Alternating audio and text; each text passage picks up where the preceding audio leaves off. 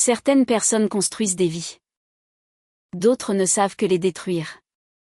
J'ai appris la différence quand ma femme a fait une valise pleine de mon argent et de sa lingerie pour aller sauver un autre homme. Elle pensait que j'allais m'effondrer.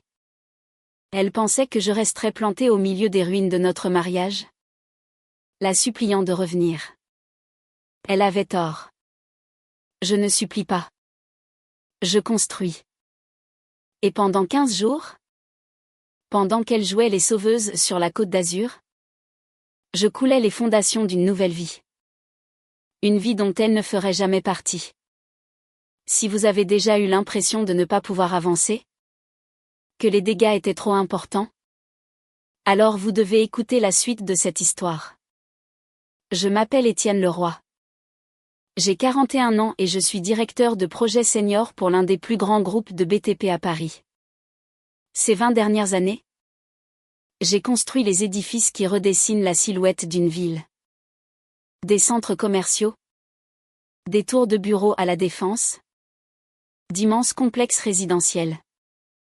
Mes projets se chiffrent en centaines de millions d'euros. Mon salaire avoisine les 300 000 euros par an. Je le gagne en endurant le soleil écrasant de l'été parisien, les pluies glaciales d'hiver, et des délais qui anéantiraient la plupart des gens. Je travaille dur. C'est ce que je fais. Ma femme, Chloé, travaillait à la maison, gérant une petite agence de marketing sur les réseaux sociaux. Une bonne année, elle pouvait espérer gagner 80 000 euros. Notre fille, Maya, venait d'avoir 16 ans. Nous étions mariés depuis 17 ans, ensemble depuis 20 ans. Je ne mentionne pas l'argent pour me vanter, mais parce que c'est la fondation de cette histoire. C'est l'enjeu. Tout ce que je gagnais, je l'investissais dans notre vie. Le crédit de la maison que j'avais conçue et aidé à construire à Saint-Germain-en-Laye. Les 15 000 euros de frais de scolarité annuels pour l'école privée de Maya. Le capital pour les entreprises de Chloé. Les vacances. Le plan épargne-retraite qui devait nous permettre de respirer un peu avant nos 50 ans. Sur le papier, nous incarnions le rêve de la banlieue ouest parisienne. Nos amis nous décrivaient comme un couple solide. Nos familles disaient que nous étions un modèle à suivre. Mais derrière les portes closes, il y avait des fissures. Je les croyais petites. Du genre de celles qu'on rebouche et qu'on oublie. Mais une fissure dans le béton, si on l'ignore, elle grandit. Elle se ramifie. Elle compromet toute la structure. Je n'avais simplement pas réalisé à quel point la fracture était profonde jusqu'à ce que j'entre dans notre chambre et que je la voie faire cette valise. C'était un vendredi après-midi. Je revenais d'une inspection de chantier pour un nouveau campus technologique à la Défense. Un projet à 300 millions d'euros. J'étais couvert d'une fine pellicule de poussière. Mes chaussures de sécurité lourdes de boue séchée.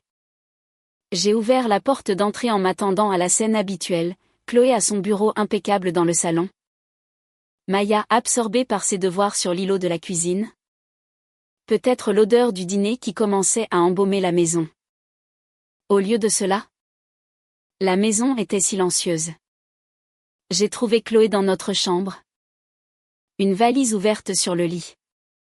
Au début, rien ne semblait anormal. Elle faisait parfois de courts voyages d'affaires pour rencontrer des clients. Mais cette fois, c'était différent. Elle ne jetait pas simplement quelques chemisiers et pantalons dans la valise. Elle organisait. Sélectionnant chaque pièce avec un soin délibéré. Comme si elle préparait une vitrine.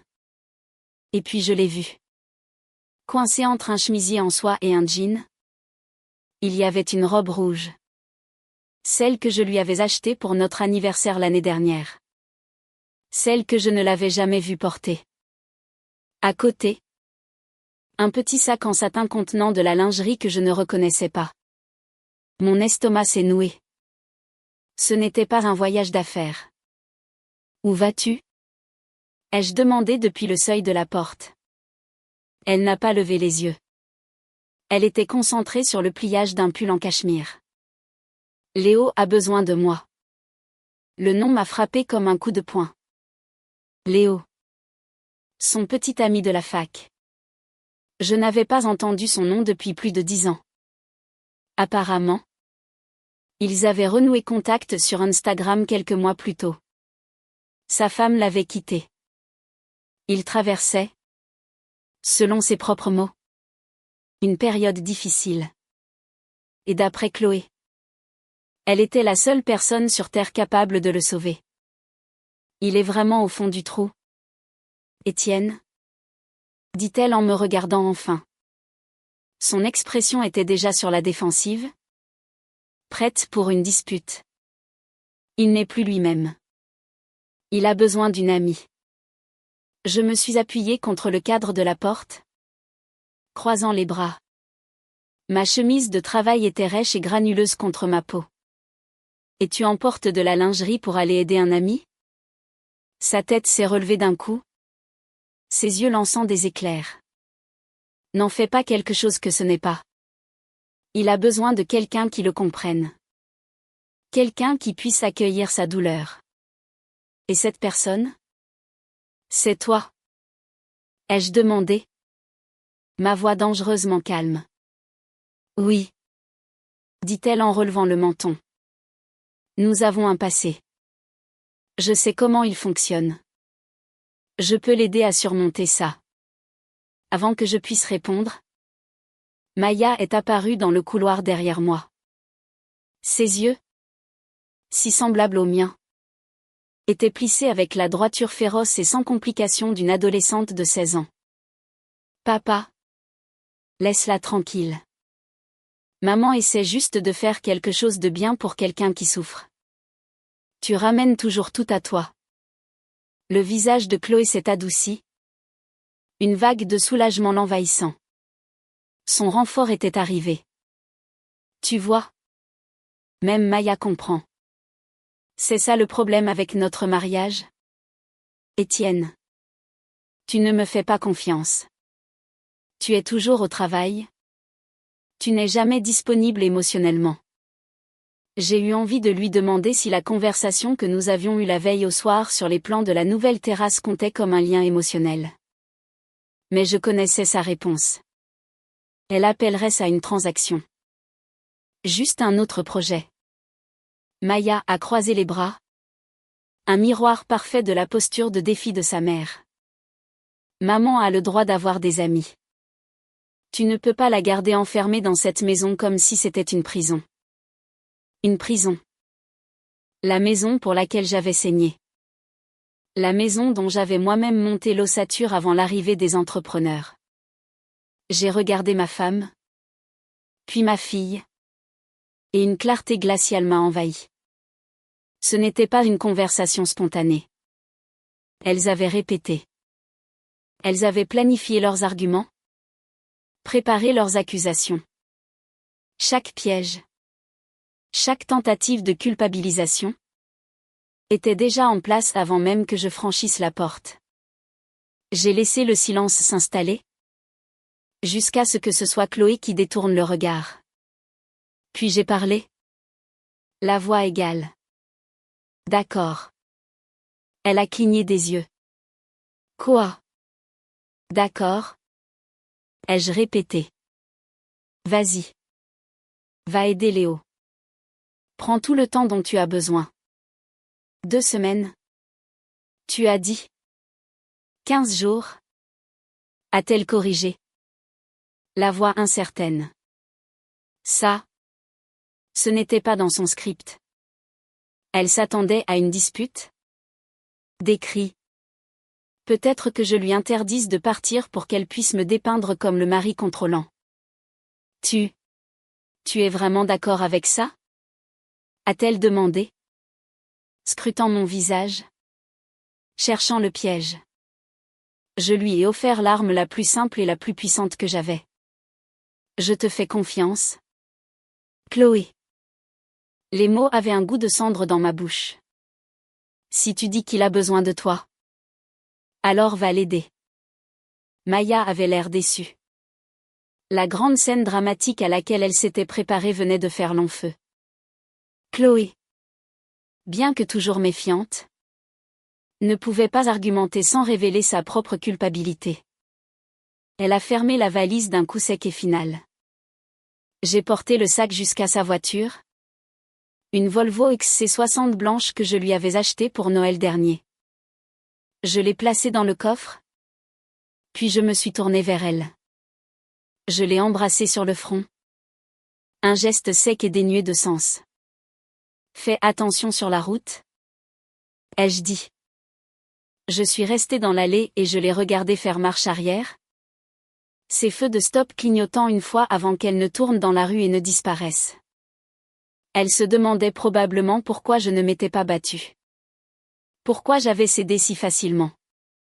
Elle ne savait pas que j'avais déjà vu les relevés de carte de crédit. Depuis 2 mois.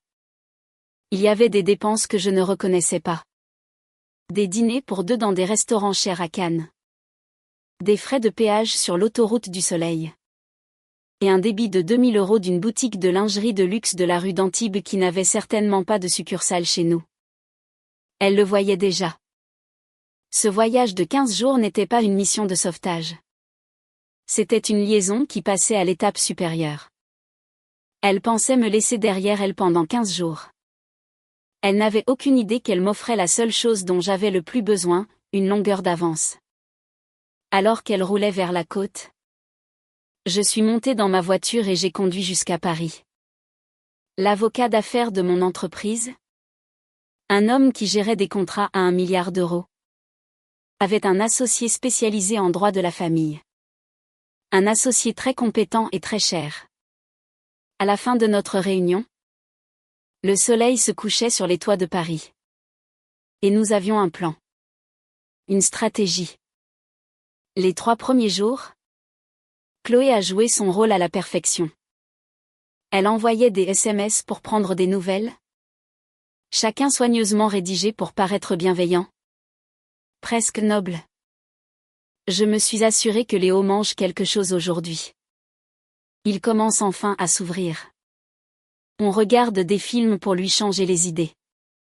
Il va un peu mieux. Je répondais par des mots uniques. Bien. D'accord. Super. Le 4e jour, les SMS ont cessé. Mais pas son compte Instagram. Elle avait oublié qu'elle avait appris à Maya comment naviguer sur les réseaux sociaux. Et Maya, dans un moment de rébellion adolescente 1 an plus tôt, m'avait montré comment voir les stories de quelqu'un sans qu'il sache que vous les aviez vues. Les stories de Chloé étaient un florilège de tout ce qu'elle ne me disait pas. Des promenades au lever du soleil sur la Croisette. Un petit déjeuner dans un café avec vue sur la mer. La montre d'un homme visible au poignet de la personne qui tenait l'appareil photo. Un selfie à la salle de sport enfin. C'était le selfie de Léo. Mais je pouvais voir le reflet de Chloé dans le miroir derrière lui. Portant de nouvelles tenues de sport. Le deuil, apparemment, ressemblait beaucoup à des vacances. Le 5e jour, j'ai commencé à agir. J'ai fait virer mon salaire sur un nouveau compte bancaire personnel. Je l'ai retiré de la liste des utilisateurs autorisés sur mes cartes de crédit. J'ai changé le bénéficiaire de mon assurance vie et de mon plan d'épargne retraite. Remplaçant Chloé par une fiducie pour Maya. Avec mon frère comme fiduciaire jusqu'à ses 25 ans. Chaque changement était documenté. Chaque mouvement était calculé. Je ne réagissais pas émotionnellement. Je construisais ma sortie. Le 6e jour, quelque chose sur mon application bancaire a attiré mon attention. Un virement de 10 000 € depuis notre ligne de crédit immobilier conjointe. Il avait été effectué 2 semaines avant ça, mission de sauvetage. Le libellé indiquait, à compte séminaire marketing. Il n'y avait pas de séminaire. J'ai appelé un ami qui possède une grande entreprise de matériaux de construction. L'un des plus gros clients de Chloé. Il n'avait entendu parler d'aucun séminaire. Mais il a mentionné que Chloé avait été distraite ces derniers temps, manquant des échéances, et que son travail était devenu négligé. C'est là que j'ai engagé un expert comptable judiciaire. Je voulais un tableau financier complet avant son retour. Ce qu'il a trouvé m'a glacé le sang. Il n'y avait pas que les 10 000 euros. Chloé déplaçait discrètement de plus petites sommes depuis des mois. 500 par-ci, 300 par-là. Toujours déguisées en dépenses plausibles, dîner client, abonnement à des logiciels, formation en ligne. Le total s'élevait à 8 000 euros supplémentaires. 18 000 euros. Siphonner des finances de notre famille pour soutenir le style de vie de son ex-petite amie sur la Côte d'Azur. Pendant que je dirigeais un projet de plusieurs millions d'euros sous la pression parisienne pour assurer le confort de notre famille. Ce n'était pas seulement une trahison de notre mariage. C'était du vol.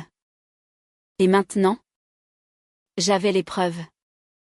À la fin de cette première semaine, mon avocat avait tout préparé. La demande de divorce. Une requête pour la garde de Maya qui me donnerait la garde physique principale. Avec un droit de visite raisonnable pour Chloé. Un accord de règlement des biens détaillé jusqu'au moindre actif. Je ne me contentais pas de réagir à une liaison. Je démantelais systématiquement tous les liens juridiques et financiers qui lui donnaient accès à ma vie. Pendant ce temps, Maya menait sa propre campagne silencieuse à la maison. Elle m'envoyait des SMS, utilisant un langage qui ne lui ressemblait pas. Tu es vraiment passif-agressif? Papa. Quand je lui demandais ce qu'elle voulait dire, elle répondait. Tu sais très bien. Tu fais en sorte que maman se sente coupable d'avoir des émotions. Quelles émotions? Pensais-je. L'émotion de dépenser mon argent pour un autre homme? Mais je n'ai pas insisté. Je savais que les adolescents parlaient. Et dans notre quartier? Les parents parlaient encore plus. Le vendredi. L'histoire de la courageuse décision de Chloé d'aider un vieil ami cher en pleine crise s'était répandue dans le réseau des parents de l'école privée. Courageuse. C'était une façon de voir les choses. J'ai juste tout documenté. Relevé bancaire. Capture d'écran. Horodatage. Au moment où la voiture de Chloé devait revenir dans l'allée, j'étais prêt à tout ce qu'elle pourrait dire. J'avais passé 15 jours non pas à m'effondrer, mais à construire un dossier aussi solide que le béton et l'acier. 15e jour. J'étais dans mon bureau à la maison, examinant les plans du nouveau campus de la Défense, quand j'ai entendu le crissement des pneus sur le gravier de l'allée. Le son était différent de celui de mon 4x4. Plus léger. C'était sa Volvo.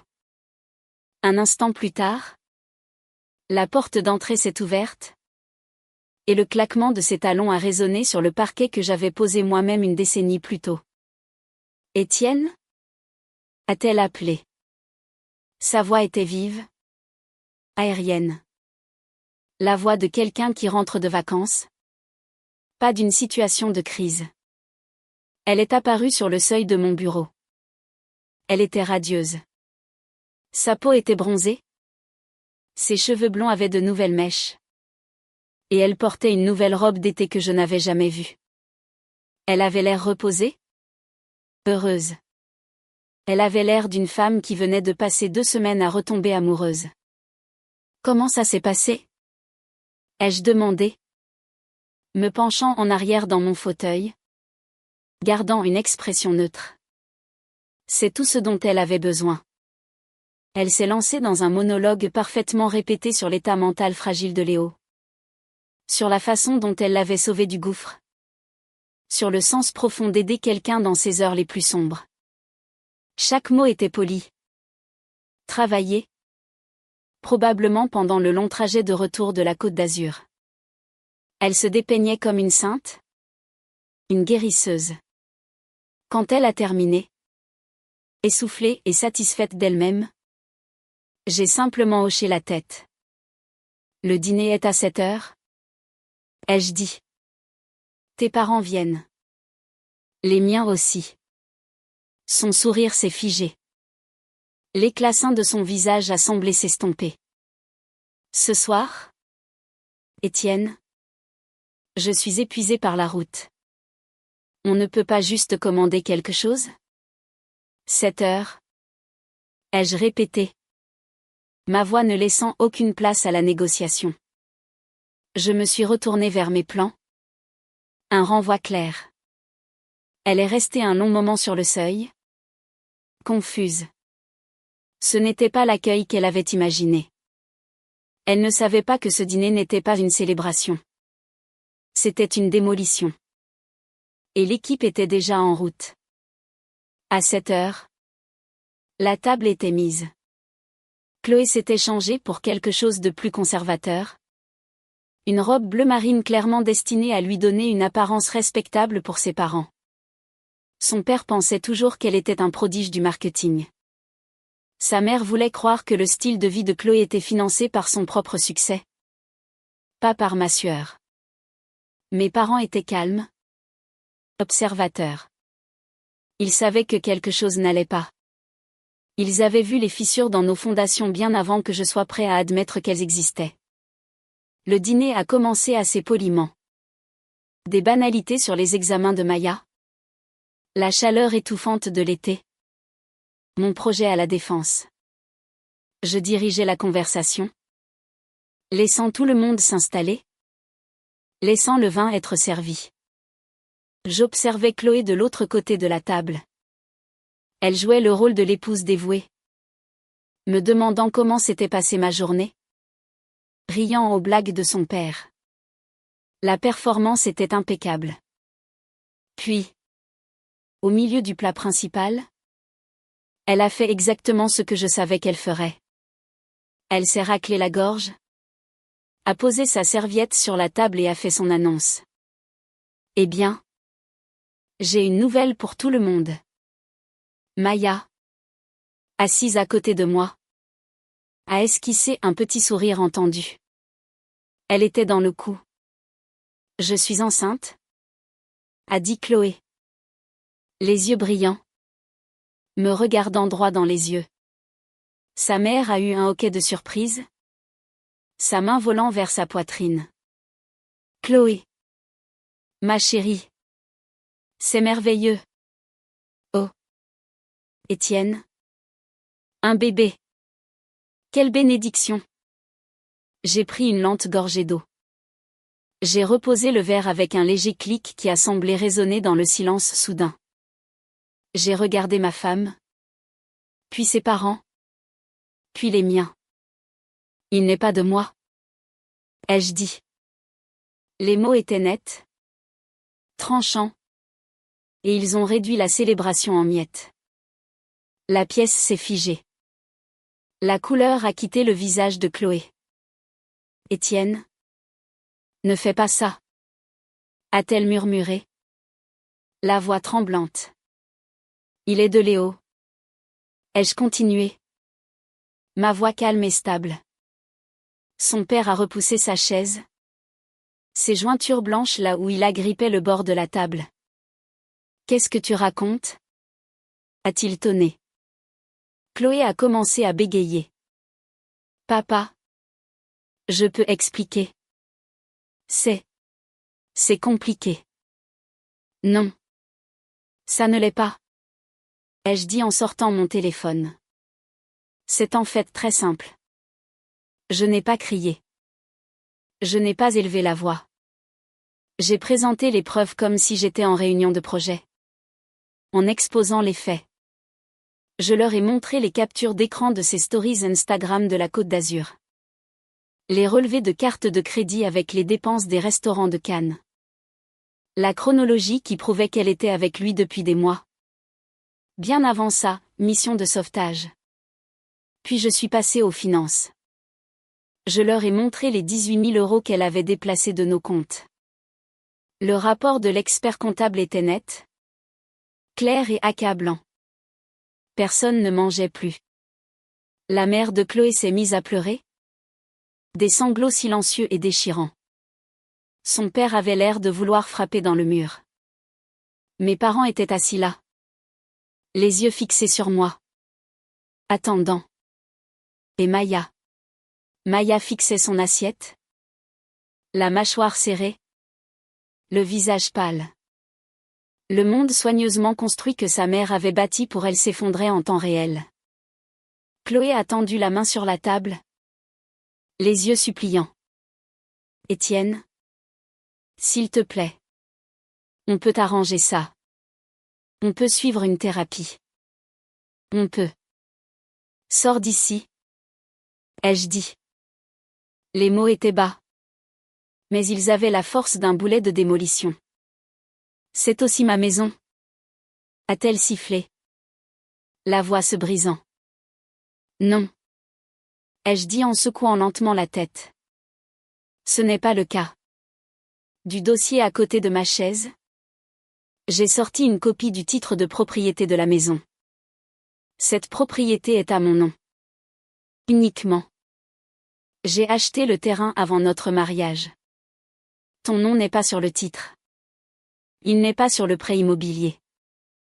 Le seul bien de valeur à ton nom est la Volvo. Tu peux garder la voiture. Je l'ai regardé droit dans les yeux. J'ai déjà fait tes valises. Tes sacs sont dans le garage.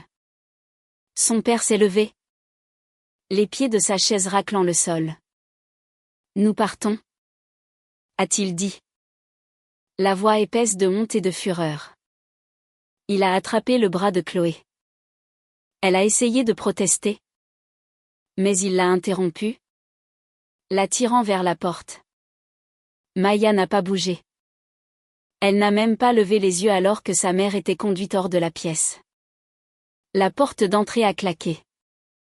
Dans le silence retentissant, j'ai repris mon couteau et ma fourchette. J'ai calmement coupé un autre morceau de steak et je l'ai mangé. Pour la première fois depuis des mois, j'ai ressenti une vague de paix profonde et absolue. La démolition était terminée. Le lendemain matin, j'étais debout avant le soleil, une tasse de café à la main, passant en revue une dernière liste de contrôles. Changer les serrures. Mettre à jour les codes de sécurité. Séparer les dernières factures communes. Chaque détail était réglé. À 8 heures, j'étais dans ma voiture, en route pour la banlieue où vivait la sœur de Chloé. Je savais qu'elle aurait passé la nuit là-bas. Je me suis garé dans la rue. J'ai marché jusqu'à la porte d'entrée et j'ai sonné. Chloé a ouvert, vêtue d'un pyjama emprunté. Ses yeux étaient gonflés de larmes. Étienne, a-t-elle commencé? Je lui ai tendu une enveloppe. Tu as reçu ça? Ai-je dit. C'était l'assignation en divorce. Elle l'a déchiré. Ses yeux parcourant le langage juridique. Tu as déjà fait tout ça? Je l'ai fait pendant que tu étais sur la Côte d'Azur? Lui ai-je dit. Le nom et le numéro de mon avocat sont sur la dernière page. Ne m'appelle pas. Appelle-le. Derrière elle. Sa sœur se tenait maladroitement dans le couloir, refusant de croiser mon regard. À midi. Les réseaux sociaux de Chloé étaient en feu. Elle a publié une longue story vague sur la violence psychologique. Sur son voyage de découverte de soi. Sur le fait de faire des choix courageux pour son propre bonheur. La géolocalisation indiquait une salle de sport à Cannes. La salle de sport de Léo. Elle n'avait pas encore réalisé que je documentais tout depuis des semaines. Et elle était sur le point d'apprendre que dans le monde où je vis, les preuves parlent plus fort que les hashtags. J'ai commencé par sa famille. Ils ont eu le dossier complet en premier. Les relevés bancaires montrant les transferts d'argent. Les captures d'écran de ses SMS avec Léo, remontant à des mois. Les photos de la Côte d'Azur. J'ai établi une chronologie qui prouvait que la grossesse ne pouvait avoir eu lieu que pendant sa mission de sauvetage. Son père ne m'a pas appelé, mais un ami commun m'a rapporté la nouvelle. Il lui avait coupé les vivres. Complètement. Sa mère a essayé de jouer les médiatrices. Mais sa sympathie s'est évanouie après que je lui ai transféré un échange de SMS où Chloé qualifiait ses parents de « distributeurs automatiques de billets avec trop d'opinion ». Ensuite, ce fut le tour de ses clients. La communauté des affaires à Paris est plus petite qu'on ne le pense. Mon ami de l'entreprise de matériaux de construction a vu les preuves et a immédiatement résilié son contrat. D'autres ont suivi. Il s'avère que c'est mauvais pour les affaires quand votre community manager est prise en flagrant délit de mensonge public sur les réseaux sociaux. À la fin de la semaine, les revenus de Chloé s'étaient évaporés. Les abonnés qui aimaient autrefois ses citations inspirantes remplissaient maintenant ses commentaires de mots comme « menteuse » et « briseuse de ménage ». Elle avait essayé de construire une marque basée sur l'authenticité et la connexion. Je l'ai démantelée en n'utilisant que la vérité. Et je ne faisais que commencer. Léo a disparu exactement 6 jours après que Chloé lui a annoncé qu'elle était enceinte. 6 jours. Elle avait dû retourner sur la Côte d'Azur en pensant qu'ils allaient commencer une vie ensemble. Décorer une chambre d'enfant. Choisir des prénoms. Jouer à la petite famille.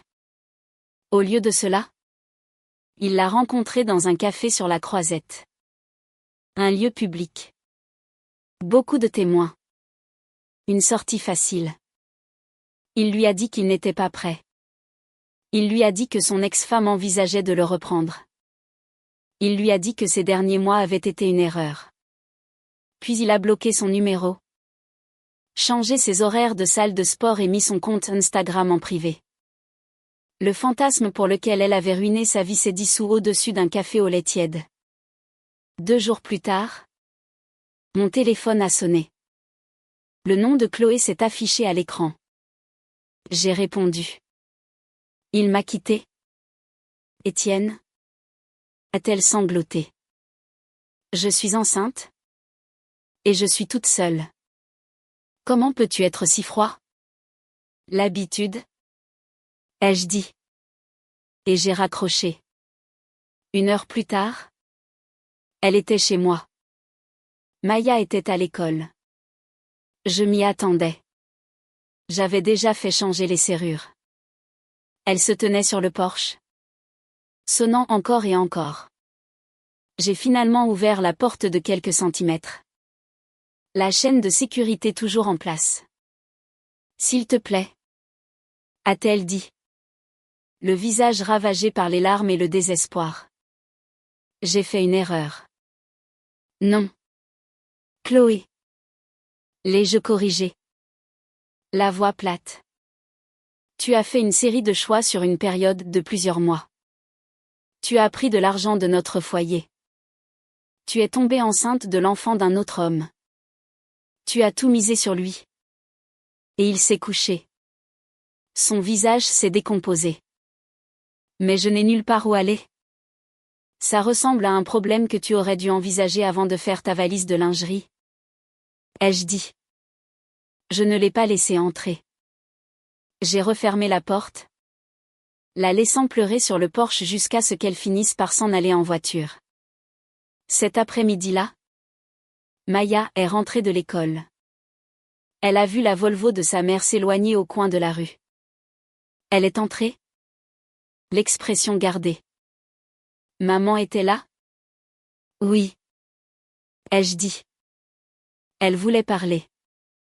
Maya n'a pas demandé de quoi. Elle a juste hoché la tête, laissé tomber son sac et est allée dans sa chambre. Ce soir-là, au dîner, c'est elle qui a abordé le sujet. Maman n'arrête pas de m'envoyer des textos, a-t-elle dit en poussant un morceau de brocoli dans son assiette. Elle dit que tu l'as bloquée et que tu essaies de me monter contre elle. J'ai posé ma fourchette. Maya, tu es assez intelligente pour te faire ta propre opinion. Mais tu dois te souvenir de quelque chose. Les gens te montrent qui ils sont par leurs actions. La famille n'a pas de passe-droit pour ça.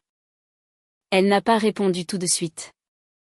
Puis, doucement, elle m'a dit que Léo était le père. Je ne l'ai pas cru au début. Je pensais qu'elle essayait juste de te faire du mal. Elle a finalement levé les yeux vers moi. Son jeune visage vieilli par la désillusion. Je la crois maintenant. Et je ne suis plus de son côté. Ce n'était pas un moment de célébration. Ce n'était pas une victoire. C'était juste le premier signe que la vérité, solide et inflexible, commençait à compter plus pour ma fille que le récit que sa mère essayait de tisser. Il n'a pas fallu longtemps à Chloé pour trouver une nouvelle distraction. 3 mois après la disparition de Léo, elle a rencontré un coach sportif dans une salle de sport d'un quartier branché de la ville. Un autre type musclé, genre sauveur. En quelques semaines, elle publiait des selfies à la salle avec lui, géolocalisant des endroits comme s'il faisait le tour du monde. Maya ne commentait pas, mais elle observait. Moi aussi. 2 mois plus tard, le coach était parti. Et Chloé était de nouveau enceinte. Cette fois, il n'y avait même pas le prétexte d'une relation engagée. Ses parents sont intervenus temporairement, payant son loyer et achetant des articles pour bébé. Mais ils n'étaient pas dupes. Sa mère m'a appelé un soir, la voix basse et honteuse. Je ne sais pas quoi faire d'elle. Étienne. Elle continue de faire les mêmes erreurs. Je n'ai offert aucune sympathie. On ne peut pas sauver quelqu'un qui ne veut pas être sauvé. Au moment de la naissance du deuxième bébé, Chloé vivait dans un petit appartement, survivant grâce aux aides de ses parents. Pas de revenus stables. Pas de partenaire. Juste 2 enfants de 2 hommes différents qui ne voulaient rien avoir à faire avec elle. Le schéma n'était pas nouveau. Il était juste enfin visible pour tout le monde.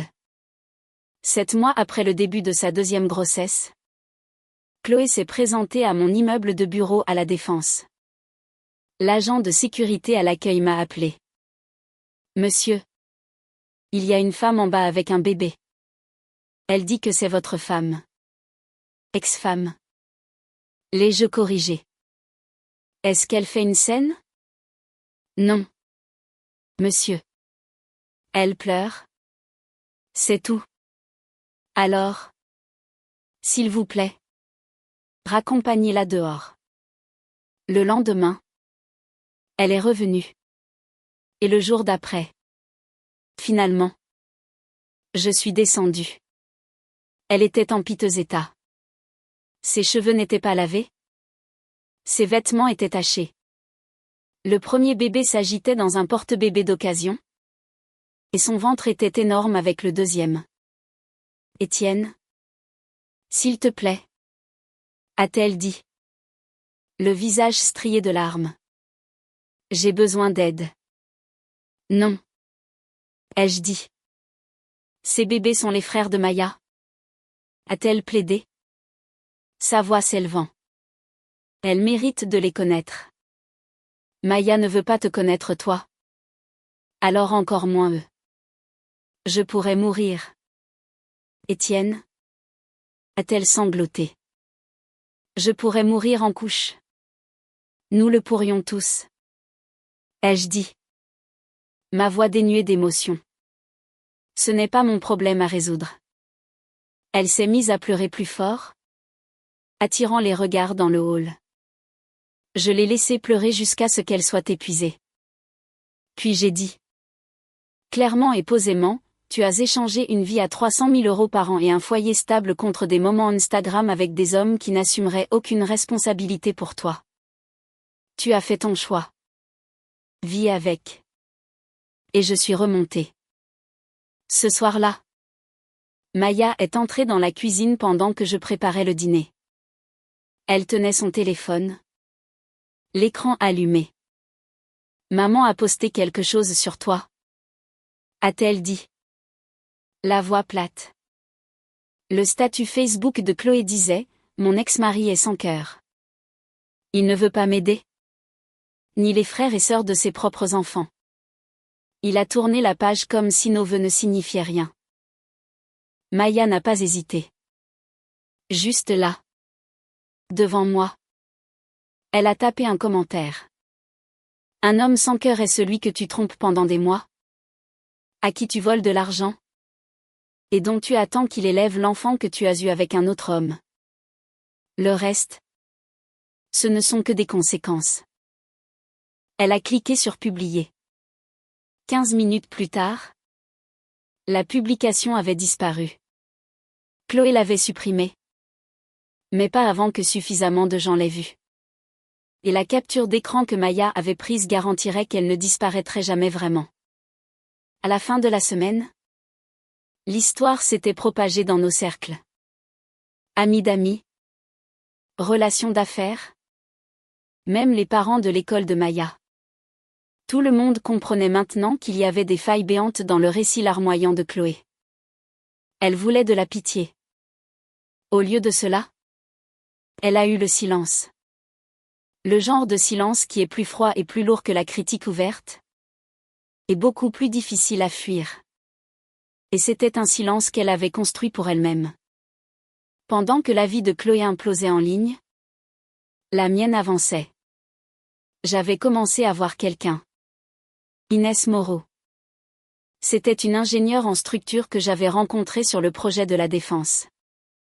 Au début, ce n'était que des cafés pour discuter des calculs de charges et des plans de chantier. Les cafés se sont transformés en dîners. Les dîners en petit déjeuner. Un après-midi. Inès a déposé un jeu de plans révisé à la maison. Maya était malade et absente de l'école. Quand je suis rentrée du chantier, je les ai trouvées toutes les deux à la table de la cuisine, en pleine conversation sur les logiciels d'architecture et les programmes de conception. Elles parlaient depuis 2 heures. Après le départ d'Inès, Maya m'a regardée. Elle est intelligente, a-t-elle dit. Pas comme maman intelligente. Ou elle veut juste que tu penses qu'elle l'est. Genre. Vraiment intelligente. Ce n'était pas juste une observation. Il y avait du soulagement dans sa voix. Elle avait vu la différence entre quelqu'un qui construit des choses et quelqu'un qui les brise. Pour la première fois depuis longtemps, la maison semblait stable. Pas d'agenda caché. Pas de dispute à voix basse. Juste le calme. Chloé a finalement appris pour Inès. Paris est une grande ville. Mais les nouvelles voyagent vite dans nos cercles. Sa réaction est venue sous la forme de 17 SMS. Chacun plus frénétique et accusateur que le précédent. Je n'ai répondu à aucun. Mais Chloé ne s'est pas arrêtée au texto. Elle a commencé à se montrer aux événements scolaires de Maya. Une régate d'aviron. La fête de la science. Le bal de l'hiver. Toujours avec le premier bébé sur la hanche. L'air épuisé et désespéré. Son ventre déjà gonflé par une 3e grossesse issue d'une autre romance éphémère. Au début, Maya l'ignorait simplement, partant dans l'autre sens sans un mot. Mais après le bal de l'hiver, elle est rentrée visiblement en colère. Elle essaie de me faire culpabiliser, a dit Maya en jetant son sac par terre. En me disant que je l'abandonne. Est-ce que ça marche? Ai-je demandé. Non. C'est agaçant. Elle a choisi ce bébé au détriment de notre famille. Maintenant que c'est difficile, elle veut de la sympathie. Elle a fait son lit. Dis-le lui. Ai-je dit. Je l'ai fait, a répondu Maya. Elle a pleuré. Je suis partie. Je pouvais le voir sur son visage. Elle ne se défendait pas seulement. Elle traçait une limite. Le genre qui, une fois fixé, ne bouge plus. Chloé pensait que ses apparitions publiques lui regagneraient l'affection de Maya. Au lieu de cela, chaque rencontre ne faisait que l'éloigner davantage. La nouvelle de la 3e grossesse de Chloé n'est pas venue d'elle. Elle est venue de sa mère, qui m'a appelé un soir en larmes. Elle a recommencé. Étienne, a-t-elle dit. La voix tendue. Elle a rencontré un type en ligne. Un autre coach sportif. Il a emménagé au bout de 3 semaines. Elle était enceinte en 2 mois. Et maintenant il est parti. Je me suis penchée en arrière dans mon fauteuil de bureau, regardant les lumières de la ville. Que voulez-vous que je fasse? Rien. Son père a dit que le premier petit enfant était son œuvre de charité pour la folie de sa fille. 7 fois. 7 fois. Elle est seule. Et il le pensait. Ils lui ont complètement coupé les vivres. Plus d'argent pour le loyer? Pour les courses? Pour les enfants? La panique n'a pas tardé à s'installer. Une semaine plus tard, elle était de nouveau à mon immeuble de bureau.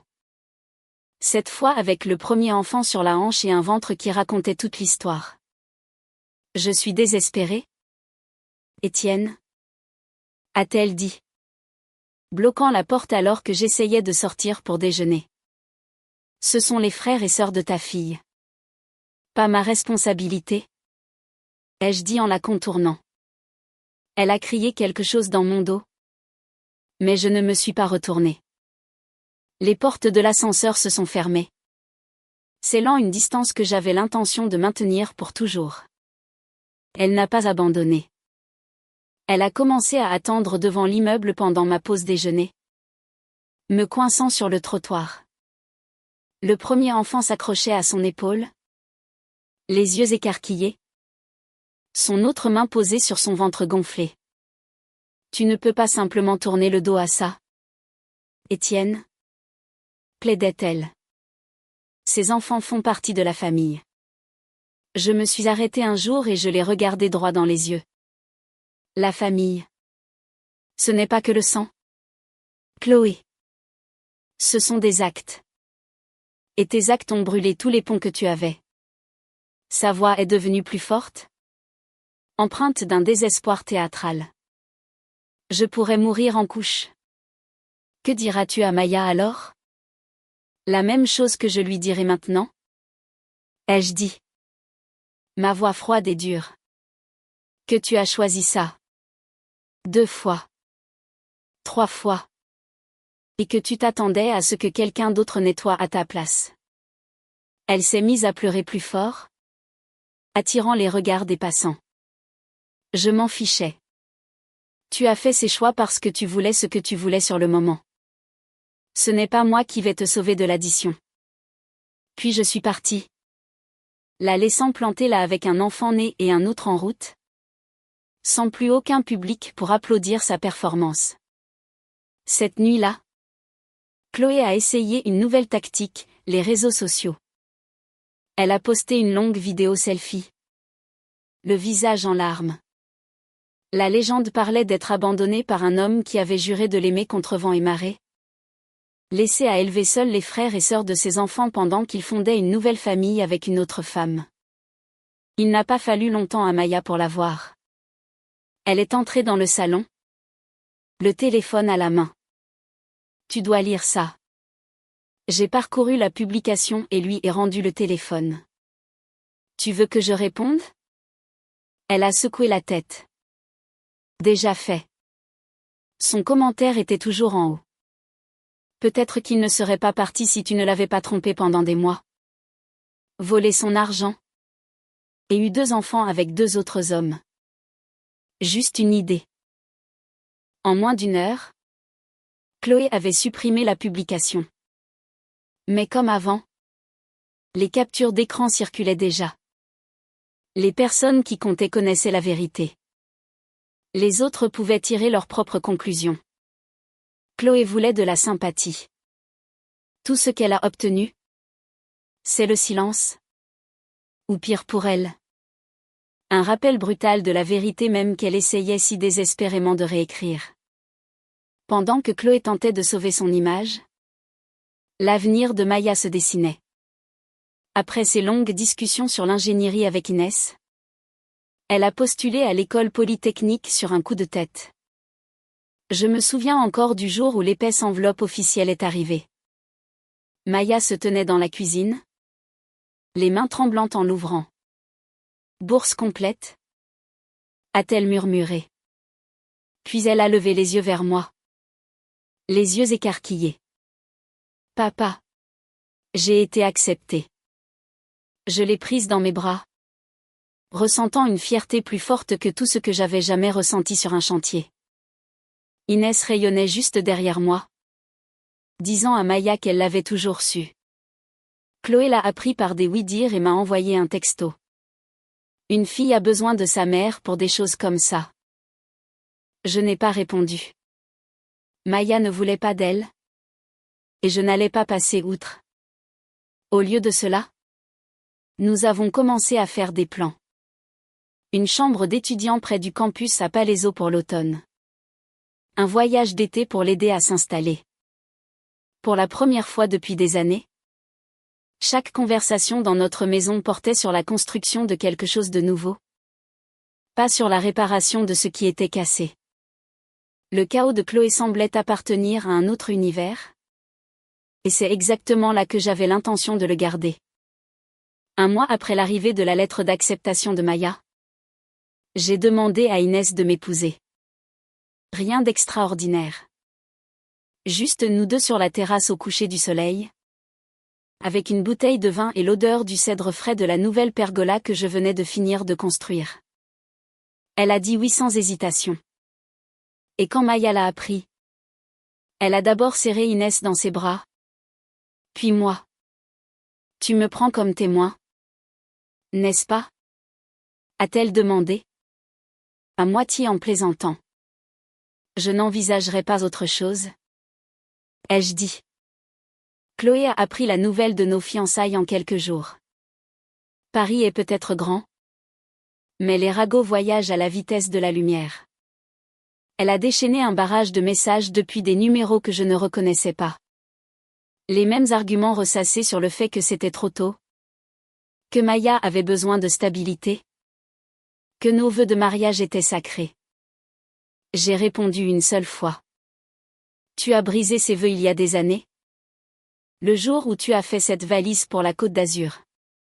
Puis j'ai bloqué tous les numéros qu'elle utilisait. Inès et moi avons commencé à planifier un petit mariage.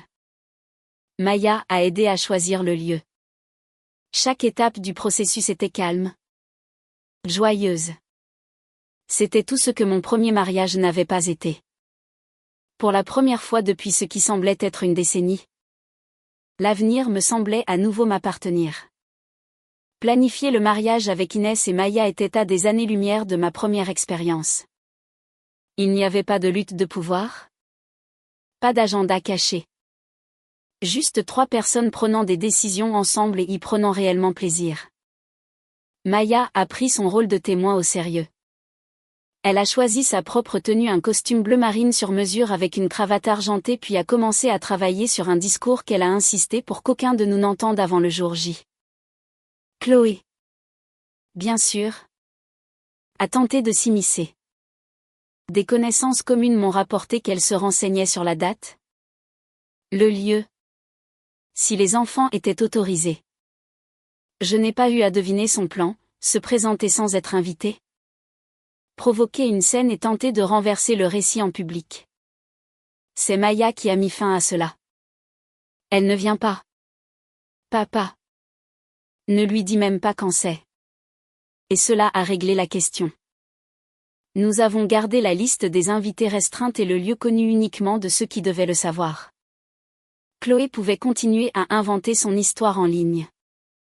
La vraie histoire, notre histoire, était sur le point de faire un grand pas en avant, et elle ne serait nulle part à proximité. Le matin du mariage était calme, presque paisible. Le lieu, un petit domaine viticole en dehors de Paris, était baigné d'une lumière douce. Inès se préparait dans un pavillon annexe avec sa sœur. J'étais dans la maison principale avec Maya, qui faisait les 100 pas dans la cuisine, marmonnant son discours à voix basse. Tu as l'intention de faire pleurer tout le monde, n'est-ce pas? Ai-je demandé. C'est le plan, a-t-elle dit avec un sourire. Les invités ont commencé à arriver. Des amis proches. La famille. Les personnes qui nous avaient soutenus à travers toutes les tempêtes. Il n'y avait pas de drame. Pas de visage inattendu. La cérémonie elle-même était simple. Alors qu'Inès marchait vers moi. La lumière du soleil se reflétant dans ses cheveux sombres. J'ai réalisé que je ne l'épousais pas seulement. Je fermais la dernière blessure ouverte de mon passé. Maya se tenait à mes côtés. Solide comme un roc. Souriant en me tendant l'alliance. Lorsque l'officiant nous a déclarés mari et femme, les applaudissements ont semblé plus qu'une célébration. Ils ont semblé être une validation. C'était l'univers qui disait, vous avez réussi. Vous avez construit quelque chose de mieux. Chloé n'a jamais connu l'heure, le lieu, ni les vœux qui ont remplacé ceux qu'elle avait brisés. Après le dîner, alors que les lumières de la grange du domaine s'atténuaient, Maya est montée sur la petite scène. Elle n'avait pas l'air nerveuse. Elle avait l'air résolue, confiante. Elle a ajusté le micro et nous a souri. À Inès et à moi. Mon père construit des gratte-ciel? A-t-elle commencé? Il crée des choses à partir de terre et d'acier qui touchent le ciel. Mais le plus grand projet qu'il ait jamais construit, c'est notre famille. Après que quelqu'un ait essayé de la démolir. La salle est devenue silencieuse. Mon père m'a appris qu'une fondation solide est faite de respect, d'intégrité et de conséquences. Et si on la construit correctement, elle peut résister à un tremblement de terre. Une boule s'est formée dans ma gorge. Inès a serré ma main. Maya m'a regardé droit dans les yeux. Merci de ne pas t'être brisée. Merci de m'avoir montré à quoi ressemble la force. Pas bruyante ou violente, mais stable. Et merci, a-t-elle dit. Sa voix se brisant légèrement alors qu'elle se tournait vers Inès. D'avoir choisi la personne qui nous a choisis en retour. Il n'y avait pas un œil sec dans la pièce. Quand elle est descendue de la scène, je l'ai serrée si fort dans mes bras qu'elle a ri. Ce discours n'a pas seulement clos un chapitre. Il l'a scellé. Il ne restait plus rien à déformer pour Chloé. Plus rien à prendre. Nous étions une nouvelle famille. Construite sur une fondation de vérité. Nous n'avions pas l'intention de parler du mariage à Chloé. Mais les réseaux sociaux l'ont fait pour nous. Une semaine plus tard, elle a vu les photos postées par une connaissance. Inès dans sa robe. Maya dans son costume. Moi avec une alliance au doigt. Cette nuit-là, les emails ont commencé. Et les SMS de numéros étranges. Même une lettre manuscrite qui est apparue dans ma boîte aux lettres. Tous étaient des variations sur le même thème, je la remplaçais. J'effaçais notre histoire. Je faisais du mal à Maya. Maya a lu la lettre avant moi. Elle a même ri. Elle pense vraiment que tout tourne autour d'elle? N'est-ce pas? A-t-elle dit en me la rendant. Mais en même temps, dans sa tête, tout tourne autour d'elle. Je lui ai demandé si elle voulait que je réponde. Pourquoi gaspiller un timbre? A-t-elle dit. Alors je ne l'ai pas fait. Chloé avait renoncé à son droit de faire partie de nos grands moments il y a longtemps. Le mariage l'a juste rendu définitif. Elle pouvait regarder de l'extérieur si elle le voulait. Mais la vue ne changerait jamais. Elle n'était plus sur la photo. L'avocat de Chloé a finalement envoyé leur contre-proposition. Une pension alimentaire. La moitié de mes économies. Une revendication sur la maison de Saint-Germain-en-Laye que j'avais achetée avant même de nous rencontrer. J'étais assis dans mon bureau. L'océan Pacifique s'étendant au-delà de la vitre. Non. Pas le Pacifique. Les lumières de la Défense. Cela semblait tout aussi vaste. Je n'étais plus en colère. J'étais juste stupéfait de voir jusqu'où elle était prête à pousser son illusion. J'ai pensé à toutes ces années où j'étais rentré couvert de poussière. Les muscles en feu. Tout ça pour qu'elle puisse poster des photos d'elle dans des robes qu'elle n'avait pas payées. Maintenant, elle voulait briser cette vie en morceaux et repartir avec les meilleurs morceaux. Mon avocat a à peine jeté un coup d'œil aux documents avant de secouer la tête. Le contrat de mariage est solide. Nous refusons. J'étais abasourdie. Elle ne négociait pas pour sa survie. Elle négociait pour sa fierté. Et cela la rendait imprudente. Et les personnes imprudentes ne se soucient pas de qui est blessé. Tant qu'elles ont l'impression d'avoir gagné. Ce soir-là, Maya m'a trouvée sur la terrasse. Maman a appelé. A-t-elle dit? La voix plate. Elle a dit que tu essayais de l'effacer de ma vie. Je l'ai regardée. Tu crois ça? Maya n'a même pas cligné des yeux. J'étais là. Papa. Je me souviens de tout. C'est elle qui s'est effacée. 16 ans. Et elle parlait avec une clarté que je venais à peine de trouver à la quarantaine. Nous sommes restés assis en silence, à regarder les lumières de la ville s'allumer. L'air était frais et calme. Pas de tempête. Pas de cris. Juste la paix. Dans ce silence, j'ai réalisé que Maya ne faisait pas que survivre au chaos de sa mère. Elle l'étudiait. Apprenant exactement qui ne pas devenir. C'était peut-être le seul cadeau que Chloé lui ait jamais fait. 2 jours plus tard, Chloé a posté une longue légende sur Instagram sur la guérison de l'abus narcissique et du contrôle toxique. Les commentaires étaient pleins d'étrangers bienveillants. Inès me l'a montré au petit déjeuner. Elle cherche la sympathie. A-t-elle dit. Et ça marche. Sur les gens qui ne connaissent pas l'histoire. Le soir, un de mes anciens clients m'a envoyé une capture d'écran. Quelqu'un avait posté des documents judiciaires et des photos dans ses commentaires. L'opinion publique a vite changé. Les partisans sont devenus sceptiques. Les sceptiques se sont tus. Chloé a supprimé la publication. Mais Internet se souvient. Chaque mensonge laisse une empreinte. Et elle marchait pieds nus dans du ciment frais depuis des années. Une semaine plus tard, Maya m'a fait écouter un message vocal au dîner. La voix de Chloé tremblait. Je suis à l'hôpital à cause du stress. Mon père se fiche que je vive ou que je meure. Maya a levé les yeux au ciel. Elle a posté un selfie à la salle de sport le même jour. Inès n'a pas levé les yeux de son assiette. Certains utilisent la vérité. D'autres utilisent des filtres. Ce n'étaient pas les mensonges qui me mettaient en colère. C'était l'intention. Chloé ne se contentait pas de déformer les faits. Elle utilisait la sympathie comme une arme. Dans son esprit, quiconque y était immunisé ne se protégeait pas. Ils étaient les méchants de son scénario. Un après-midi, j'ai reçu un email d'une femme de Lyon. Elle affirmait avoir rencontré Chloé dans un groupe Facebook de mères célibataires et envisageait de l'aider financièrement. Mais avait décidé de se renseigner d'abord.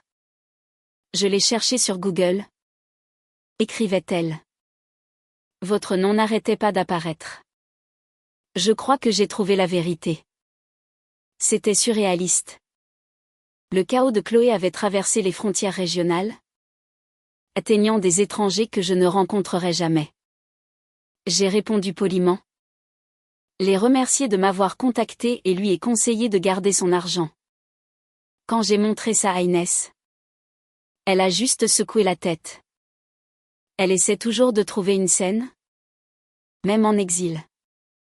À la fin du printemps, les ruses habituelles de Chloé ne fonctionnaient plus. Les publications dramatiques, les appels à la pitié, les promesses de changer. Rien ne prenait. Son public l'avait soit bloqué, soit voyait clair dans son jeu. C'était comme regarder un joueur de football sans stratégie, courant en cercle en espérant que quelque chose fonctionne. Je ne souhaitais pas son échec. Je n'étais tout simplement pas investie dans son succès. Elle avait choisi son chemin bien avant que j'arrête de répondre à ses appels. Et plus je m'éloignais de son bruit, plus je réalisais que la paix n'est pas quelque chose que l'on mendie. C'est quelque chose que l'on construit. Brique par brique. Jusqu'à ce que le mur soit assez haut pour garder le chaos à l'extérieur. Un sous-traitant d'un projet passé est venu déposer des matériaux. Au milieu de notre conversation, il a hésité. Et alors ton ex-femme a postulé pour s'occuper des réseaux sociaux de la boutique de ma femme. J'ai gardé un ton neutre. Je lui souhaite le meilleur. Il a eu un rire gêné. Ma femme l'a cherché sur Google. Elle a trouvé les documents du tribunal. On a, décidé de choisir un autre candidat. Je l'ai raconté à Inès ce soir-là. Elle a versé un verre de vin et a dit, elle est à court de pièces où entrer. Et elle avait raison. Chloé n'était pas seulement fauchée. Elle était à court d'endroits où elle pouvait prétendre qu'elle ne l'était pas. Lors d'un dîner professionnel de l'industrie de la construction, un collègue s'est penché vers moi. Je crois que j'ai vu ton ex dans un bar d'hôtel à Deauville le mois dernier. Un type différent chaque soir. J'ai juste souri. Du réseautage? J'en suis sûre. Peu importait si c'était vrai. Ce qui importait, c'était de réaliser que son monde s'était réduit à des transactions et à une attention empruntée. Mon monde, lui, s'élargissait. Un nouveau contrat pour un développement sur la côte. Un foyer stable. Une fille épanouie. 2 chemins. Tous 2 choisis. L'un était construit pour durer. Et l'autre était destiné à s'effondrer. De manière inattendue, l'avocat de Chloé a envoyé un email. Elle voulait une dernière offre de règlement avant de porter l'affaire devant les tribunaux. Mon avocat a répondu par une seule ligne. Le contrat de mariage est contraignant. Notre position reste inchangée. Je n'ai pas eu à dire un mot. Ce soir-là, Inès et moi avons célébré avec un repas à emporter et une bouteille de vin. Il ne s'agissait pas de l'argent. C'était la confirmation que le mur de soutènement que nous avions construit autour de nos vies tenait bon. Chloé pouvait se jeter contre lui tant qu'elle voulait. Elle n'entrerait pas. Maya a brillamment réussi ses examens finaux et a obtenu une acceptation anticipée pour un stage d'été à Chicago dans un grand cabinet d'architecture. Elle m'a envoyé une photo de la lettre d'acceptation avant de le dire à qui que ce soit d'autre. Je l'ai appelée immédiatement. Je suis fière de toi. Ma grande. Sa voix était joyeuse. J'ai l'impression de construire ma propre vie maintenant. Tu sais, elle n'a pas mentionné sa mère. Et moi non plus. Nous n'en avions pas besoin. L'absence de son nom en disait plus que n'importe quel mot. Au début de l'été, Chloé s'était faite silencieuse. Pas de publication. Pas d'appel. Pas de nouvelles indirectes par des amis. C'était comme si elle avait disparu. Inès l'a remarqué. Peut-être que c'est vraiment fini maintenant. J'ai haussé les épaules. Elle n'est jamais finie. Elle change juste de scène. Quoi qu'elle complote ensuite, ce n'était pas mon problème. Ma vie était trop pleine. La promotion d'Inès dans son entreprise. Le stage à venir de Maya. L'avancement de nos plans pour une petite maison sur la côte normande. Si Chloé voulait une scène, elle allait devoir la construire elle-même. Et cette fois, je ne serais même pas dans le public. Début mars, une connaissance commune m'a envoyé un lien. Chloé avait posté une autre mise à jour sur Facebook. Cette fois, c'était un selfie filtré avec une légende qui disait « Élever seuls 5 magnifiques enfants. Devenir plus forte chaque jour. Dieu donne ses plus rudes batailles à ses plus forts soldats. » Il y en avait 5 maintenant. Le calcul était stupéfiant. L'imprudence a coupé le souffle. Les commentaires étaient rares. Quelques réponses génériques. Bravo à toi. De la part d'étrangers. Et puis le silence. Maya l'a vu aussi. Elle essaie toujours de vendre une histoire que personne n'achète. A-t-elle dit. Faisant défiler la page sans un mot de plus. Je n'ai pas réagi. Le personnage en ligne de Chloé était devenu sa propre chambre d'écho.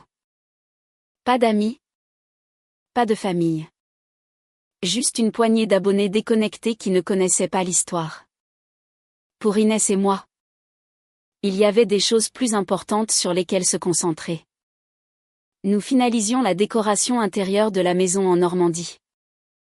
Nous préparions pour l'été de Maya à New York, où son stage avait été déplacé. Et nous planifions un voyage pour lui rendre visite en juin. Chloé pouvait continuer à diffuser dans le vide si elle le voulait. Pour nous, le signal était clair. Nous allions de l'avant. Et nous ne regardions pas en arrière. Juin est arrivé rapidement. Inès et moi avons pris l'avion pour New York pour voir Maya à mi-parcours de son stage. Elle nous a retrouvés devant le bureau de son entreprise à Midtown, portant un casque de chantier et un rouleau de plan sous le bras. Elle avait l'air d'être à sa place. Confiante. Concentrée. Déjà intégrée au monde professionnel qu'elle poursuivait. Ce week-end-là, elle nous a fait visiter le projet sur lequel elle travaillait. Une nouvelle tour résidentielle, expliquant les détails structurels avec la même passion que j'avais à 20 ans. Inès écoutait attentivement, posant le genre de questions que seul une autre ingénieure saurait poser. Moi, je regardais, fière. Au dîner dans un petit restaurant italien de Brooklyn, Maya a dit, c'est ça que je veux. Pas seulement le travail, mais la vie. La stabilité. Le but. Je ne veux jamais vivre comme ma mère. Tu ne le feras pas. Ai-je dit. Tu as appris tôt ce qu'il ne faut pas accepter. Elle a souri et hoché la tête. À ce moment-là, j'ai su qu'elle ne se contentait pas de survivre au passé. Elle construisait un avenir que sa mère ne pourrait jamais toucher. Lorsque le stage de Maya s'est terminé en août, elle est revenue à Paris pour quelques semaines avant son semestre d'automne. Elle semblait encore plus confiante, plus sûre d'elle. Ses récits au dîner étaient pleins de noms et de lieux qui montraient clairement qu'elle construisait son propre réseau. Sa propre vie. Un soir, nous étions assis sur la terrasse, à regarder le soleil parisien se fondre à l'horizon. Elle s'est penchée en arrière dans sa chaise. Tu sais, chaque fois que je rentre à la maison maintenant, je me sens plus légère. L'air est différent. C'est parce qu'il n'y a plus personne qui essaie de mettre le feu. Ai-je dit. Inès a souri doucement. Tu as construit un pare-feu. Étienne. J'ai secoué la tête. Non. Nous l'avons fait. Nous tous. Chloé était toujours quelque part. À Lyon. Aux dernières nouvelles. Élevant des enfants avec des noms de famille différents. Postant des demi-vérités en ligne. Mais son univers ne croisait plus le nôtre. Et alors que les vagues de chaleur scintillaient sur le bitume, j'ai réalisé que c'était la plus grande paix que j'aurais pu espérer. En septembre, Chloé a tenté de réaffirmer sa présence une dernière fois. Un clip vidéo a fait surface sur une page communautaire de la région lyonnaise. C'était elle, debout devant un micro lors d'un événement de soutien aux mères célibataires, donnant une version lourdement éditée de sa vie. Dans sa version, elle était la victime d'un mari froid et contrôlant qui l'avait remplacée, et d'une fille qui avait été montée contre elle avec des mensonges. Il n'y avait aucune mention des liaisons, de l'argent volé, des grossesses avec des hommes qui disparaissaient dès qu'ils apparaissaient. Quelques commentaires ont loué sa bravoure, mais il n'a pas fallu longtemps pour que des personnes connaissant la véritable histoire interviennent. Des captures d'écran de ses anciennes publications, des photos de la Côte d'Azur, Même le commentaire public de Maya d'il y a des années ont commencé à apparaître sous la vidéo. Le lendemain, le clip avait disparu. Chloé, semble-t-il, n'avait pas réalisé qu'Internet n'oublie jamais. Et les gens que vous blessez non plus. Pour nous, ce n'était rien de plus qu'un bruit de fond. Mais pour elle, c'était une autre porte qui se fermait. En octobre, Chloé avait complètement disparu de notre quotidien. Pas d'appel, pas de SMS, pas d'apparition inattendue. Juste le silence. Inès et moi étions absorbés par notre travail. Elle avait de nouveau été promue, supervisant désormais plusieurs projets structurels à travers le pays. Et je gérais un développement de premier plan près de Paris. La maison était notre sanctuaire le week-end, un endroit où le monde semblait loin. Maya s'épanouissait dans sa 2e année à Polytechnique, jonglant entre des cours avancés et un rôle de leader dans 2 associations d'étudiantes d'ingénierie. Elle a commencé à parler d'études supérieures, peut-être en Europe. Lors d'un appel vidéo avec elle un soir depuis la terrasse, elle a dit « C'est incroyable tout ce qui peut changer quand on retire les mauvaises personnes de sa vie. » Inès a souri. Ce n'est pas incroyable. Maya. C'est juste faire de la place pour les bonnes choses. Nous avons terminé l'appel avec un sentiment de fierté. Pas seulement pour ses accomplissements, mais pour la vie stable et inébranlable que nous avions construite. Le genre de vie que Chloé ne pourrait jamais toucher, ne pourrait jamais démolir. Tard un vendredi soir de novembre, mon téléphone a vibré avec une notification de mail. Le nom de l'expéditeur m'a serré l'estomac pendant une fraction de seconde, Chloé. Je n'avais pas eu de ces nouvelles directement depuis plus d'1 an. L'objet du message était, pour tourner la page. À contre-cœur, je l'ai ouvert. Le message était court. Je suis désolée pour tout. Je sais que je ne peux pas changer le passé. Mais j'espère qu'un jour tu diras à Maya que j'ai essayé. J'ai fixé l'écran un instant. Puis j'ai fermé l'email sans répondre. Inès a remarqué mon expression. Chloé? Ouais. Ai-je dit? Juste des mots. Les mêmes qu'elle a déjà écrits. Inès a hoché lentement la tête. Alors ils sont à leur place.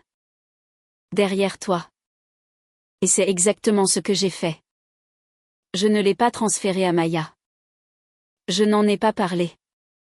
Parce que tourner la page ne vient pas dans un email écrit à minuit. Cela vient du fait de savoir que le feu s'est éteint de lui-même. Et que vous vous tenez quelque part où il ne peut plus vous atteindre. Ce Noël a été la première fois que Maya a pu rentrer de Polytechnique pour toute la semaine de vacances. Elle est arrivée tard un samedi soir, a posé ses sacs à l'entrée et est allée directement à la cuisine où Inès sortait une tarte du four. Ça sent la maison ici, a dit Maya en lui faisant un câlin. La semaine a été facile. De longues promenades en forêt le matin, de longs dîners remplis de rire au lieu de tension, des soirées tranquilles au coin du feu. Pas d'appels indésirables. Pas de coups inattendus à la porte. Le jour de Noël, nous avons mis la table sur la terrasse, avec les collines en toile de fond. Au milieu du repas, Maya a levé les yeux de son assiette. Vous savez, a-t-elle dit. Je crois que c'est la première fête dont je me souvienne sans aucun drame. J'y ai pensé et j'ai hoché la tête. C'est comme ça que ça devrait être. Elle a souri. Et à ce moment-là, j'ai su qu'elle transmettrait un jour cette version de la famille dans sa propre vie. La version pour laquelle nous nous étions battus. La version que nous ne laisserions plus jamais personne détruire. Début décembre. Je parcourais LinkedIn quand un nom familier est apparu sous « Personne que vous pourriez connaître ». Chloé. Elle avait mis à jour son profil. Consultante indépendante en médias sociaux. Conférencière en motivation. Le titre en dessous disait Aider les femmes à renaître des cendres d'un chagrin d'amour. La curiosité l'a emporté. Et j'ai cliqué. Son fil d'actualité était un mélange soigné de selfies filtrés, de citations inspirantes vagues et de vidéos d'elle parlant de surmonter des relations toxiques. Pas une seule fois elle n'a reconnu son propre rôle dans la création du chaos. Par habitude, j'ai vérifié la section des commentaires. Elle était principalement vide, à l'exception de quelques messages génériques, tellement inspirants, de la part d'étrangers. Pas de famille. Pas de vrais amis. J'ai fermé l'onglet sans interagir. Non pas parce que je n'avais rien à dire, mais parce que je n'en avais finalement plus besoin. Au dîner ce soir-là, Inès a demandé « À quoi tu penses ?»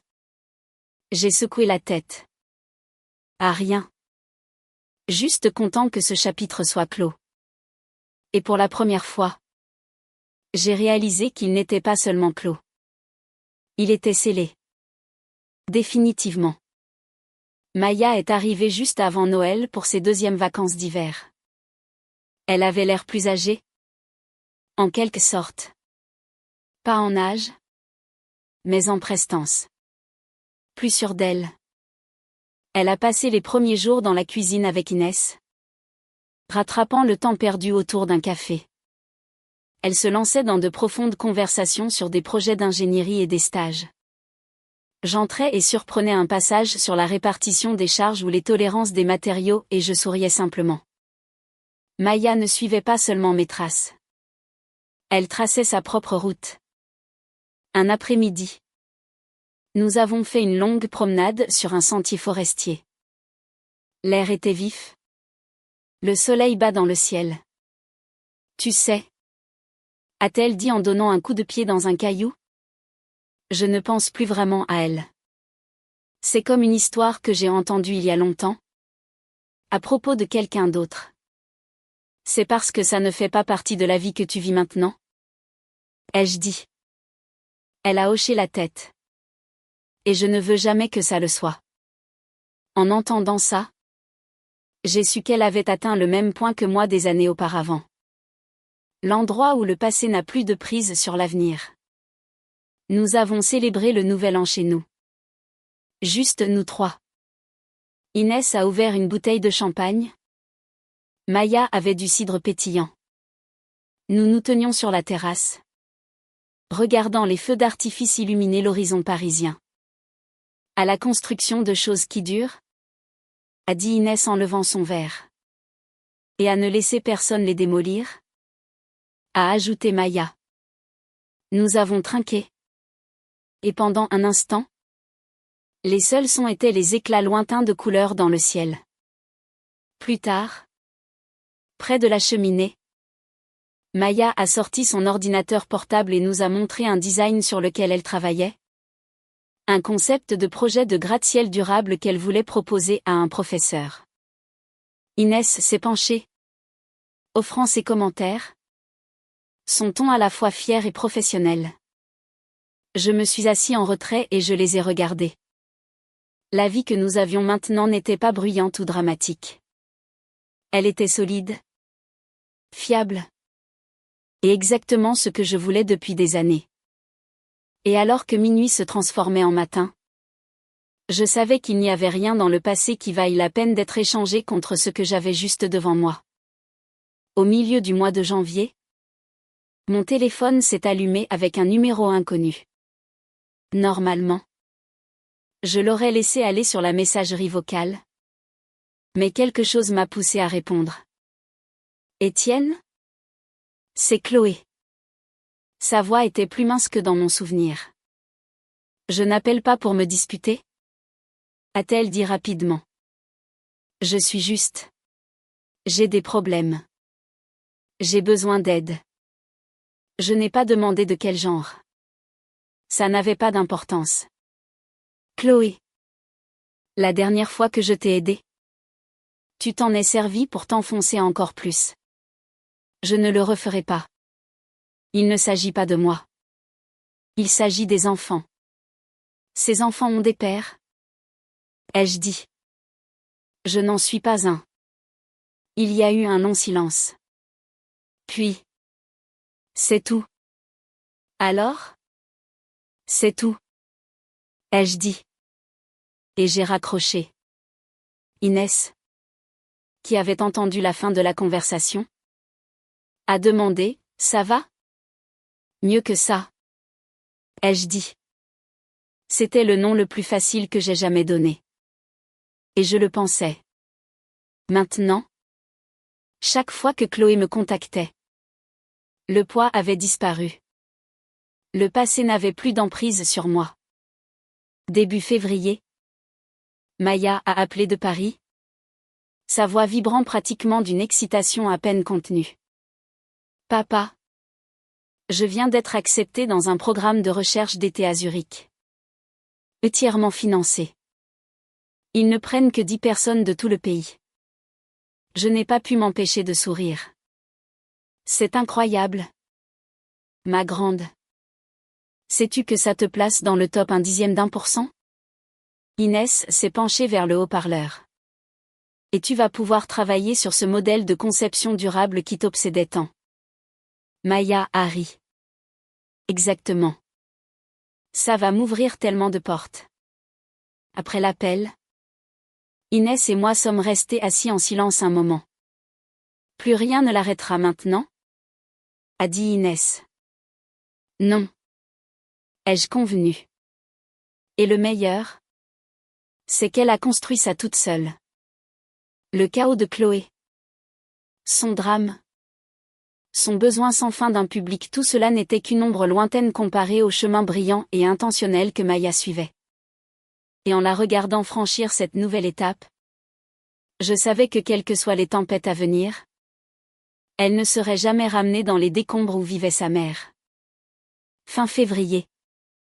Inès m'a transféré un message qu'elle avait reçu via LinkedIn. C'était de Chloé. Il était présenté comme une prise de contact professionnelle.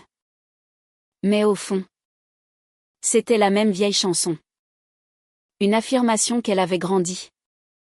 Un désir de renouer pour le bien de Maya. Une assertion que la vie était trop courte pour les rancunes. Inès n'avait même pas pris la peine de répondre. Elle pêche. A-t-elle dit en faisant glisser le téléphone sur la table. Quand Maya l'a appris au dîner ce soir-là, elle a juste secoué la tête. Elle n'essaie pas de renouer pour moi. Elle déteste juste ne plus contrôler le récit. Elle avait raison. Chaque tentative de Chloé de se réinsérer dans nos vies était moins une question d'amour que de reconquête d'une version de l'histoire où elle n'était pas l'architecte de son propre effondrement. Nous n'avons pas répondu. Nous ne l'avons pas reconnue. Et pour la première fois, j'ai réalisé qu'ignorer n'était pas seulement de l'évitement.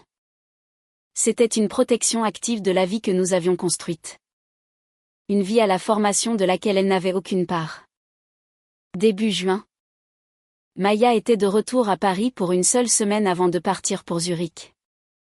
La maison était en pleine effervescence. Bagages de dernière minute. Dernière course. Inès vérifiant ses documents de voyage. Un soir, nous avons eu un petit dîner sur la terrasse. Juste nous trois. Le coucher de soleil peignait le ciel d'or et de rose. Et l'air était chargé du parfum du jasmin. Maya a levé son verre d'eau pétillante. Au nouveau chapitre. Inès a souri. Et à ne pas traîner les anciens avec soi. Je les ai regardés trinquer. Pensant au chemin parcouru depuis le chaos d'il y a des années. Maya ne partait pas seulement pour la Suisse avec une valise. Elle partait avec une fondation plus solide que tout ce que j'avais à son âge. Plus tard dans la nuit, elle m'a serré fort dans ses bras. Merci de ne pas m'avoir laissé grandir dans sa version de la vie. Tu as construit ta propre version? Ai-je dit. Je me suis juste assuré que tu avais l'espace pour le faire. Le lendemain matin, nous l'avons mise dans cet avion, fière et complètement en paix. Après le décollage de l'avion de Maya pour Zurich, la maison semblait inhabituellement silencieuse. Inès et moi nous tenions dans la cuisine, des tasses de café à la main, écoutant le bourdonnement lointain de la ville. Elle est vraiment partie cette fois, a dit Inès. Non pas tristement, mais de manière réfléchie. Ouais, ai-je répondu. Mais elle court vers quelque chose. Pas pour fuir. Grosse différence. Nous avons rempli l'espace supplémentaire avec de petits projets. Inès a redessiné la chambre d'amis pour en faire une bibliothèque. J'ai enfin réparé la rampe de la terrasse que je remettais à plus tard depuis des mois. Le soir, nous cuisinions ensemble, parlant de notre propre avenir, les voyages que nous voulions faire. Peut-être acheter un petit chalet dans les Alpes pour les vacances d'hiver. De temps en temps, je jetais un coup d'œil à mon téléphone, m'attendant à moitié à ce qu'un drame du passé s'immisce. Mais rien ne venait jamais. Pas d'appel, pas de SMS, pas de chaos. Pour la première fois depuis ce qui semblait être une décennie, la vie n'était pas quelque chose que nous devions défendre. C'était quelque chose que nous pouvions simplement vivre. Et cela valait plus que tout le bruit que nous avions laissé derrière nous. Au milieu du mois de juillet, je parcourais un site d'actualité locale quand un titre a attiré mon attention, une femme de Lyon menacée d'expulsion suite à un litige financier. La photo qui l'accompagnait était sans équivoque. C'était Chloé.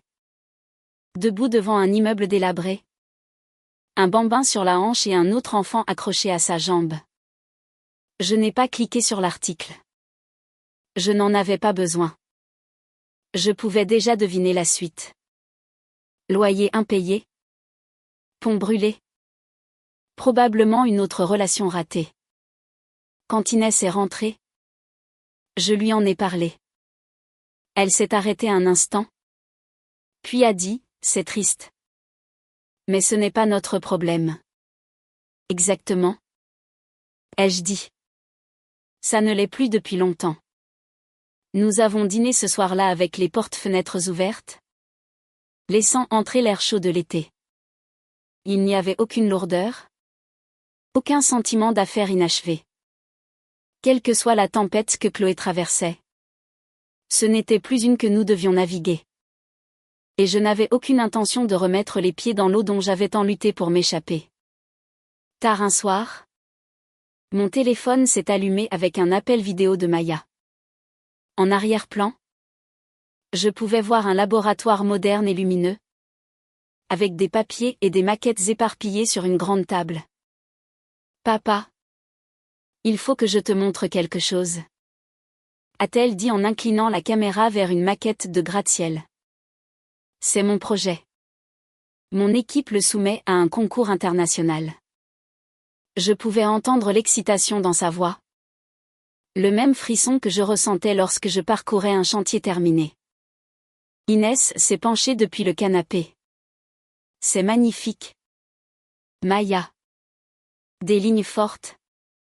Un équilibre parfait. Maya a rayonné. Je suis ici depuis 6 semaines. Et j'ai déjà l'impression d'être exactement là où je suis censée être. Après l'appel, Inès s'est tournée vers moi. Elle ne fera jamais les erreurs de sa mère. J'ai hoché la tête.